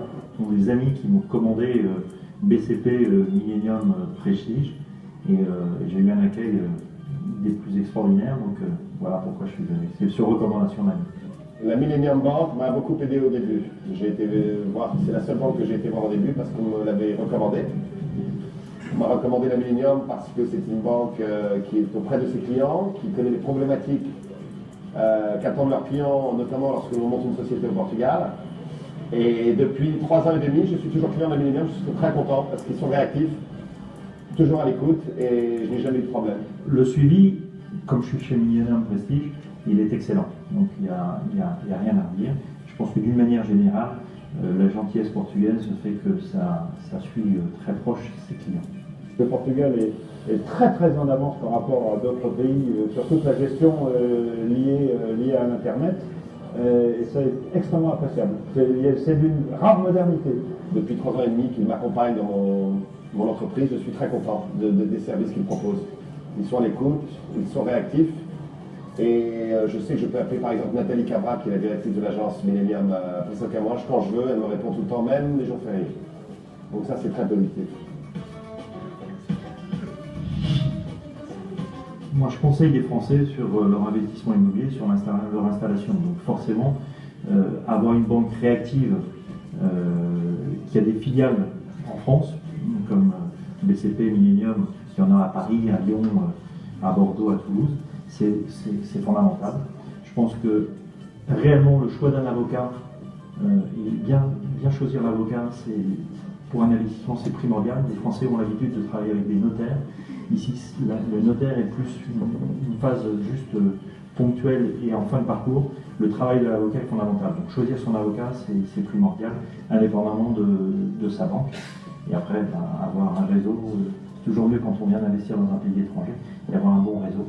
Mais ça se fait aussi avec le temps. Se donner la peine d'investir et de se retrousser les manches, je conseille de venir au Portugal, tout à fait. Oui, moi j'ai recommandé à beaucoup de mes clients qui sont français ou qui viennent de Suisse, du Maroc, mes clients de restaurant, de venir ouvrir un compte à la Millennium, tous. Et Nathalie Cabral, qui est à l'agence Millennium Trace avec moi, a énormément de clients français que je vais lui envoyer aussi. On vient souvent au Portugal, pour la qualité de vie bien sûr, mais pour la gentillesse. Moi j'ai eu la chance de rencontrer ces personnes de BCP Millennium Prestige qui sont adorables. Et c'est la relation humaine qui a primé sur tout le reste, sincèrement. Aujourd'hui, la qualité du service et l'offre de service qui est proposée sans conteste. Très bon, très réactif, très bon. Les prix, les commissions sont correctes pour le pays. Voilà, non, franchement, je suis très content, très satisfait. Je recommande la Millennium.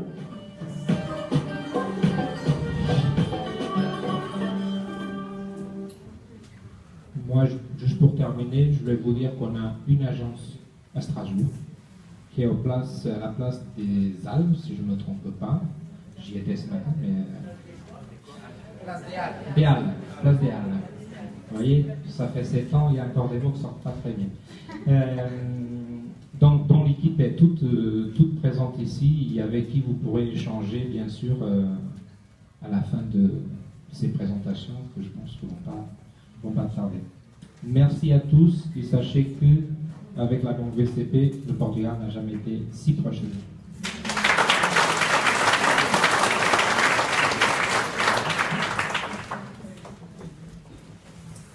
Je vous remercie. Alors, on va passer à la toute dernière partie. Je sais que vous avez plein de questions. Alors, j'espère que vous les avez bien notées. On termine ça. Là, vous avez eu bien tous les éléments sur la fiscalité, l'immobilier et les solutions financières. Maintenant, c'est quoi la suite, vous allez me dire. Nous, avec Villa Feria, ce qu'on vous propose, c'est un accompagnement.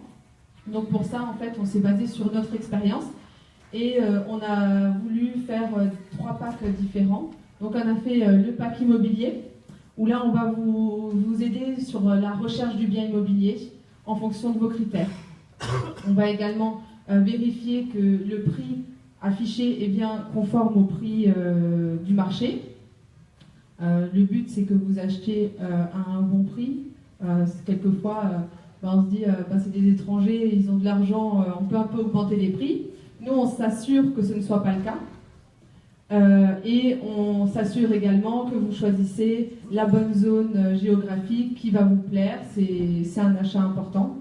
Donc, tout ça, on a vraiment un travail individualisé et personnalisé pour vous. Dans ce pack immobilier, on a aussi donc le côté construction. On vous a présenté un de nos projets sur le sud de Lisbonne.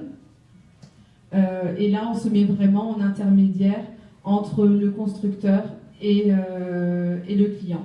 Donc, on va vraiment suivre pour vous et vous éviter tous les désagréments. Vous allez avoir que le côté positif. Dans ce pack immobilier, en fait, comment on le gère? On n'est pas agent immobilier, donc on est totalement impartial, on n'a pas de bien à nous. Donc on va vraiment choisir le bien qui vous correspond. Et pour ce faire, en fait, on a créé du partenariat immobilier avec des agences locales et nationales au Portugal. Et dans tout le Portugal, hein, que ce soit dans la Côte d'Argent, en Algarve, Lisbonne ou dans la région du Nord. On a le deuxième pack, qui est le pack admin. Donc là, on va traiter vraiment toute votre installation du début jusqu'à ce que toutes les choses que vous voulez mettre en place au Portugal, que ce soit l'ouverture du statut RNH, l'immatriculation d'un véhicule, la création de votre entreprise. Et pour ce faire, c'est pareil, on a dû s'entourer de personnes de confiance. Donc là, vous avez, nous on travaille avec Katia Neves, on travaille avec elle sur ce pack administratif. Et puis on a aussi mis en place le pack service, puisque pour certains d'entre vous, vous allez encore voyager entre la France et le Portugal, et peut-être que vous allez avoir besoin d'aide pour tout ce qui est maintenance du jardin, de la piscine, pour tout ce qui est du ménage à domicile ou de la gestion de location pendant que vous n'êtes pas au Portugal. Donc tout ça, on le propose également avec des partenaires de même portugais. Le but aussi de faire travailler les personnes, les Portugais sur place. Donc on a vraiment choisi de faire 3 packs différents pour vous assurer un accompagnement global. Donc voilà, j'ai envie de résumer un petit peu cette conférence en disant que le but c'est vraiment de vous mettre au centre de ce projet-là, parce que c'est votre projet, c'est un beau projet, c'est peut-être le rêve d'une vie et c'est pas rien. Donc je vous invite à nous contacter si besoin. Vous avez vu, on a mis une petite table là-bas avec les cartes de visite des différents intervenants. Et puis nous allons aussi passer dans quelques instants aux questions-réponses.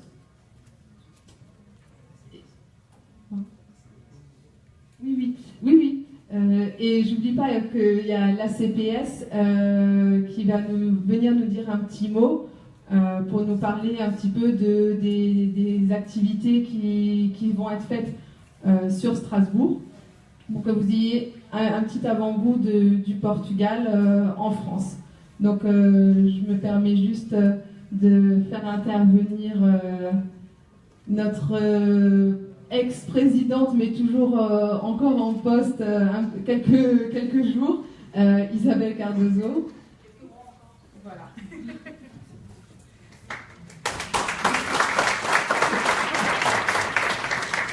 Bonjour à tous. C'est avec beaucoup de plaisir qu'on vous accueille aujourd'hui au sein de notre association. Effectivement, Grégory et Virginie nous ont contactés il y a quelques mois de ça pour organiser cette conférence. C'était pas une première, on avait déjà fait une en mars de l'année dernière sur vraiment le statut de RNH, et on est toujours, notre association, on divulgue depuis 30 ans, fêté il y a 2 semaines, la langue et la culture portugaise, mais aussi notre pays, et vraiment c'était un plaisir de travailler avec des jeunes, surtout une Française qui s'intéresse à notre pays. C'était vraiment un plaisir. La Banque BCP, ça fait 30 ans qu'on travaille avec aussi, donc c'était pour nous tout à fait naturel d'organiser ça avec eux, et vous dire que notre association elle est à votre disposition si vous avez encore des questions. Si vous notez pas tout aujourd'hui, que vous n'avez pas les contacts, vous serez toujours les bienvenus. On est toujours là les vendredis soirs à 20h30. Il sera toujours un plaisir, même si il y a déjà une nouvelle équipe élue, je serai toujours à leur côté, et c'est avec plaisir qu'on vous recevra pour n'importe quelle information, ne serait-ce que pour apprendre la langue portugaise. On a beaucoup de demandes et on est en train d'essayer d'avoir des cours de portugais pour les adultes, parce qu'on a déjà pour les enfants. Donc vous pouvez toujours nous contacter sur Facebook, c'est Strasbourg ACPS. On a aussi un blog, on a les coordonnées qui sont là-bas. On fait toujours un journal bimensuel, bimestriel, pardon. Et donc, c'est avec plaisir qu'on vous accueillera toujours. Et je souhaite à ce jeune couple et à son entreprise beaucoup de bonheur. Merci Isabelle. Merci beaucoup. Alors ça y est, on est arrivé au moment des questions-réponses. J'aimerais aussi quand même vous donner l'opportunité de vous dégourdir, de respirer un peu et de vous rafraîchir. Donc ce que j'aimerais proposer, j'en ai pas parlé avant, mais peut-être ce serait de faire le question-réponse en 2 parties. On peut commencer et ensuite on fait un petit break, on prend un verre, on se dégourdit et on peut ensuite reprendre un petit peu de questions et de réponses. Pour votre info, j'aimerais juste vous indiquer quelques personnes qui sont présentes dans la salle avec qui il peut être intéressant de discuter. Donc évidemment, on a Katia, on a les membres de la banque BCP, il y a Virginie, il y a moi-même. On a un nombre de personnes qui sont d'origine portugaise aussi. Alors juste peut-être, si je peux demander aux personnes d'origine portugaise qui connaissent bien le Portugal de lever leurs mains. Voilà, ça vous permet de repérer un petit peu, de faire des repérages. Et je voulais aussi mentionner la présence et l'honneur d'avoir avec nous aujourd'hui Maryse, Alain, Catherine et Franck, qui sont les heureux acheteurs d'une maison dans notre projet Villa Feria. Donc pareil, si vous pouvez juste lever vos mains pour que les gens puissent vous reconnaître. Ça peut être intéressant aussi de discuter avec eux, de voir qu'est-ce qui les a motivés, qu'est-ce qu'ils ont aimé dans ce projet. Et voilà, en faire un avis un petit peu neutre et différent. Est-ce que j'ai quelque chose d'autre à dire? Je ne pense pas. Alors, Katia, Victor, si vous voulez bien me rejoindre, on va rester là et puis on va prendre quelques questions. Voilà, ici il est 18h, on va faire 10 minutes. On va faire 10 minutes de questions, d'accord? On va essayer de répondre assez brièvement. Si ce sont des questions qui demandent une réponse plus développée, on se donnera la liberté de se dire qu'on voit ça en aparté, d'accord? Allons-y. Alors, je vais me balader et je vais transmettre, ok? On n'a pas de micro.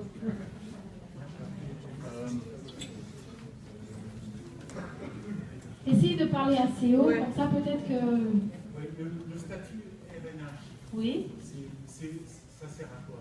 Alors le statut de résident non habituel sert à bénéficier pendant 10 ans de ne pas payer d'impôts sur votre retraite. Donc, ça ne concerne pas les fonctionnaires. J'ai bien indiqué que c'est donc les pensions privées, de sources privées. D'accord? Et si on est fonctionnaire, est-ce qu'on peut ou on doit faire quand même la demande de la RNH? Vous n'avez pas à demander vous n'avez pas à faire la demande du statut RNH. Par contre, vous devrez vous inscrire auprès de la mairie en tant que citoyen de l'Union européenne. Parce que c'est l'un des pas qu'il faut faire avant l'obtention du statut RNH. Parce que bien sûr que je ne vous ai pas expliqué là tout ce qu'il faut faire pour le statut RNH. Après, il faudrait un rendez-vous pour bien évidemment vous expliquer. Mais normalement, c'est inclus dans la démarche pour le statut RNH. Mais si vous n'allez pas obtenir le statut RNH, parce que vous êtes fonctionnaire, eh bien, il va falloir vous inscrire, il faut le NIF, et vous inscrire auprès de la mairie. D'accord? Voilà. Mais il n'y a aucun problème. Vous pouvez donc aller au Portugal sans aucun problème. À part l'affaire du bénéfice fiscal, il n'y a pas d'autres différences, entre guillemets. Non, il n'y a pas trop d'autres différences, seulement que je ne connais pas votre situation, je ne connais pas votre patrimoine, et donc il faudrait quand même tout de même voir. Mais effectivement, donc les fonctionnaires n'ont pas le droit au statut de résident non habituel. D'accord? Voilà. Oui?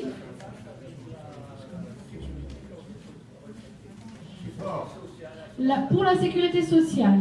La sécurité sociale, vous devez vous inscrire pour je reprends la question. Que se passe au niveau de la sécurité sociale? Que devons-nous faire pour les retraités? Alors, à la sécurité sociale, vous devez informer avant de partir votre sécurité sociale que vous quittez bien évidemment la France. Et il faut emmener votre formulaire S1 impérativement, qui prend dans les environs de 2-3 mois à être obtenu. C'est un document qui est embêtant, je sais, mais il prend du temps. Certains départements, tout dépend où vous appartenez, mais effectivement, qui sont rapides, il y en a qui sont rapides, d'autres pas, d'accord? Moi, je ne connais pas tous, donc je ne peux pas vous dire quel va être le délai d'obtenir ce document. Et donc après, vous inscrire à la sécurité sociale portugaise pour pouvoir bénéficier donc des hôpitaux et d'aller dans les hôpitaux publics au Portugal. Parce qu'au Portugal, nous avons les hôpitaux publics et les hôpitaux privés. On a les deux systèmes. Ça, ce sont des questions plus complexes au niveau de la sécurité sociale, au niveau des remboursements. Et il faut savoir qu'au Portugal, vous n'avez pas de complémentaire. Il faut prendre, si vous voulez aller dans les hôpitaux privés, il faut prendre une assurance santé. D'accord? Une assurance santé au Portugal. D'accord? Voilà. Juste pour complémenter sur la question de la santé, je pense qu'il y a beaucoup à dire. On a écrit un article spécialisé qui donne beaucoup de détails sur les conditions de santé. C'est sur notre blog vivreauportugal.fr. Je vous invite vivement à aller consulter cet article. Oui. Vous pouvez faire la demande pour vous. J'ai beaucoup de cas. Donc, madame, elle a un cas, une situation où madame, elle reçoit une retraite privée et son époux a une retraite donc publique. Et madame me demande si donc il y a un problème pour le fait de vouloir obtenir le statut RNH. Et effectivement, elle peut bénéficier du statut de résident non habituel et son mari ne bénéficiera pas du statut de résident non habituel. Mais donc, est-ce qu'il doit quand même s'inscrire avec un numéro fiscal? C'est obligatoire. Le numéro d'identification fiscale au Portugal, attention, individuel. Même moi qui est un bébé, je lui ai fait son numéro, elle ne dépend pas de moi, elle a son numéro d'identification fiscale pour que je puisse lui ouvrir un compte bancaire, j'ai dû lui faire un numéro d'identification fiscale, d'accord? C'est individuel et c'est un numéro qui a l'importance en France, je compare souvent avec le numéro d'immatriculation, d'accord? Vous le faites où ce numéro? Je l'ai dit, c'est donc au service de finances, auprès des autorités fiscales, mais je me charge de l'obtenir. Donc, me donnant la documentation nécessaire pour obtenir le numéro d'identification fiscale, qui est la carte d'identité ou le passeport. Et si vous me donnez la carte d'identité, comme nos cartes d'identité françaises n'ont pas l'adresse complète, c'est-à-dire qu'il n'y a pas le code postal complet, il n'y a que le département, eh bien, il faut un justificatif d'adresse, donc une facture d'eau, d'électricité. J'ai besoin de ça, j'ai besoin que vous me signiez une procuration afin que je puisse vous obtenir le numéro d'identification fiscale, et moi, à distance, je m'en charge. D'accord? Voilà. Donc, mais c'est auprès du service de finances, c'est pas moi qui vous l'attribue. D'accord? Oui? Monsieur?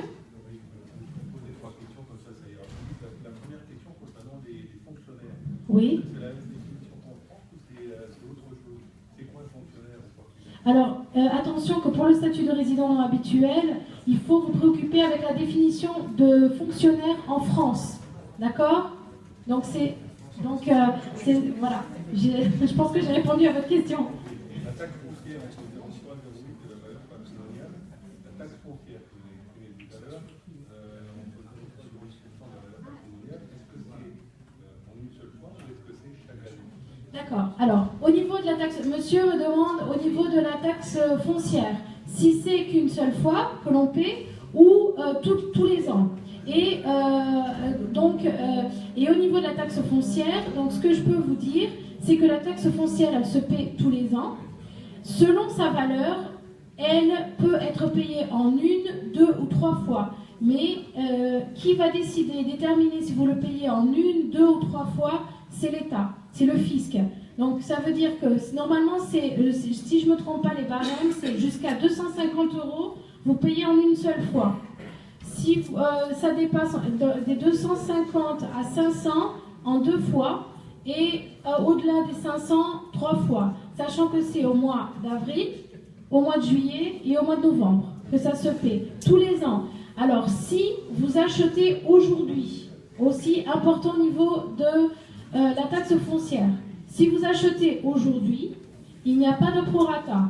Donc ce qui veut dire que vous, l'année 2017, vous allez payer toute l'année 2017 et vous allez recevoir le document pour payer la taxe foncière en mars 2018.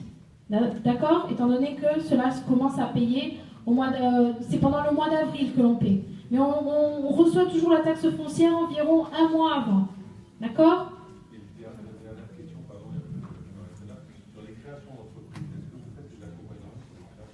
Tout à fait. Donc, mes domaines, je ne l'ai pas dit au début, veuillez m'en excuser. Donc, moi, je suis spécialisée dans l'immobilier, le droit des affaires. Et étant donné que ce sont 2 domaines où il y a beaucoup de fiscalité, c'est la raison pour laquelle donc je m'y connais énormément en fiscalité, sachant qu'au cabinet, j'ai un partenaire spécialisé en fiscalité internationale, étant donné que nos clients sont la plupart, je ne veux pas dire à 100%, mais 90% des étrangers, que ce soit des francophones ou d'autres pays, comme on a beaucoup d'anglais, des allemands, des hollandais, des chinois également. Mais donc après, étant donné maintenant le volume de francophones, et c'est moi qui gère, même si j'ai des équipes dans tous les cabinets, c'est moi qui gère tous mes clients francophones. D'accord? Donc vous aurez toujours à avoir affaire avec moi dans le cas de choisir notre cabinet. D'accord? Monsieur? Je fais ma demande de RNH aujourd'hui, mois de mai. Oui. Je reçois la réponse l'année prochaine. Non. Actuellement, étant donné qu'ils ont simplifié la demande, parce que, je vous le dis, ils sont très peu nombreux dans le département international qui s'occupe des demandes du statut RNH. Donc ils ont dû simplifier, et maintenant c'est en ligne que l'on fait la demande. Donc si je fais aujourd'hui la demande, dans 3-4 jours j'ai la réponse. Sauf si, bien évidemment, vous avez fait les choses, vous n'avez pas bien fait les choses lorsque vous êtes inscrit à partir du NIF, de l'obtention du NIF. Parce que, par exemple, j'ai des clients qui avaient des copains portugais. Ah, t'inquiète pas, on va pas voir des avocats, on s'occupe de toi, on va avec toi au service de finance et on va t'obtenir le NIF. Ah oui, t'inquiète pas, on te donne mon adresse du Portugal pour que tu puisses avoir ton NIF. Et après, c'est la catastrophe. D'accord? Moi, j'ai connu des clients qui j'aurais pu faire quelque chose pour les aider, seulement qu'après, c'était trop tard. Parce que lorsque je les ai connus, ils avaient déjà le NIF. Et donc, je leur ai demandé, est-ce que vous avez le NIF? Est-ce que vous avez déjà le statut RNH? Ils m'ont répondu, ah oui, oui. Et bien après, en fin de compte, après l'acquisition, au moment de l'acquisition, je me suis rendu compte qu'ils avaient leur adresse au Portugal et en plus qu'ils n'avaient pas le statut de résident habituel, ils n'avaient pas fait les démarches. Et malheureusement, ils ont perdu la possibilité de faire, on a fait la demande tout de même, mais ils ont perdu la possibilité d'avoir le statut de résident habituel parce que les choses n'avaient pas été faites correctement dès le départ. Et malheureusement, ils avaient été aidés par des collègues portugais qui pensaient bien faire les choses, seulement qu'il faut faire attention. Il faut que vous soyez accompagné par quelqu'un qui connaît les lois. C'est bien d'avoir des amis qui peuvent vous aider au niveau de la langue, sans aucun doute.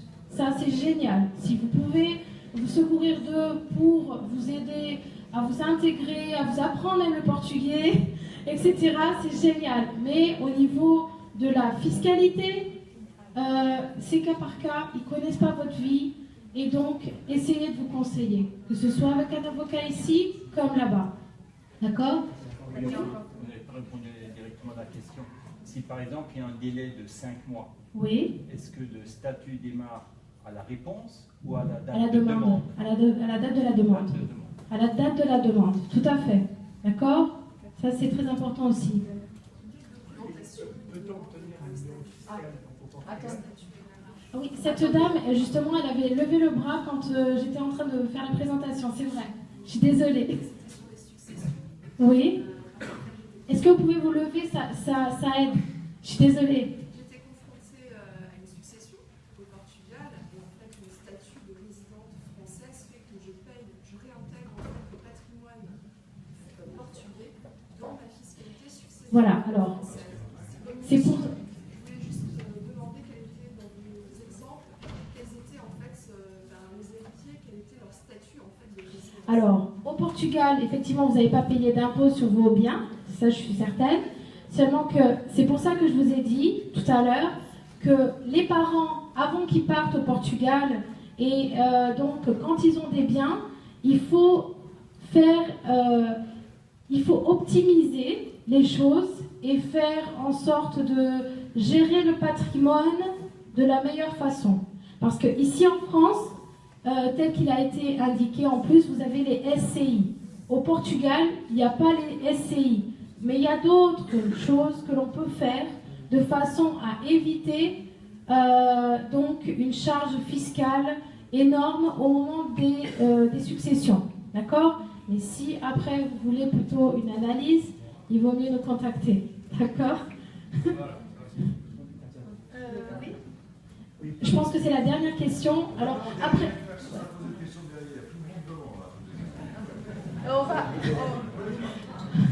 De toute façon, je pars pas, je suis là jusqu'à lundi et là tout à l'heure on va être ensemble.